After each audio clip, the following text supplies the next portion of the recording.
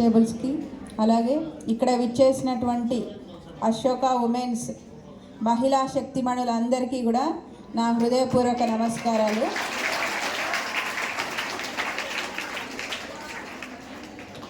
ముఖ్యంగా మేము ఈ కార్యక్రమము మీ అందరితో ఏర్పాటు చేయడానికి ఒక ప్రధాన కారణం ఏంటంటే మేము ఖచ్చితంగా ఉమెన్స్తో ఒక ప్రోగ్రాం చేయాలని మేము డిసైడ్ చేయడం జరిగింది. దానికి ప్రధాన కారణం ఏంటంటే ఏదైనా ఒక ప్లాన్ అనేది ఖచ్చితంగా ఎగ్జిక్యూట్ చేయాలి అంటే మహిళలు తలుచుకుంటే తప్పనిసరిగా వాటిని సాధించి తీరుతారు.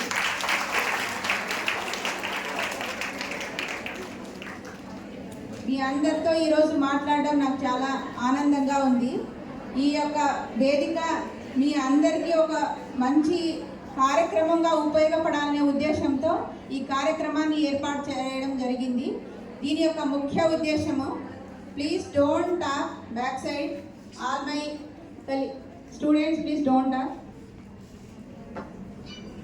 నేషనల్ రోడ్ సేఫ్టీ మంత్ ఏదైనా ఒక ప్రోగ్రామ్ చేయడానికి మనకు అందరికీ తెలుసు, వరల్డ్ డయాబెటీస్ డే అనో లేదంటే వరల్డ్ క్యాన్సర్ డే అనో ఒక రోజు అనేది మనం ఏర్పాటు చేసుకుంటాం.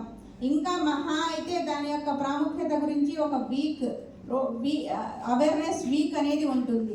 కానీ రోడ్ సేఫ్టీ మంత్ అనేది ఒక మంత్ పాటు ఎందుకు పెట్టాల్సి వచ్చింది అనే దానికి మనం ఒకసారి ఆలోచించుకుందాము.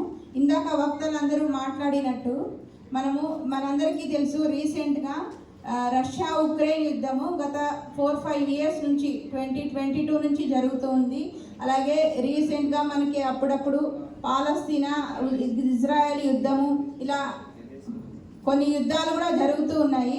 మనం రష్యా ఉక్రెయిన్ యుద్ధం తీసుకుంటే యుఎన్ఓ నివేదికల ప్రకారము దాదాపు 17,000 members were killed in this war and 37,000 people were injured.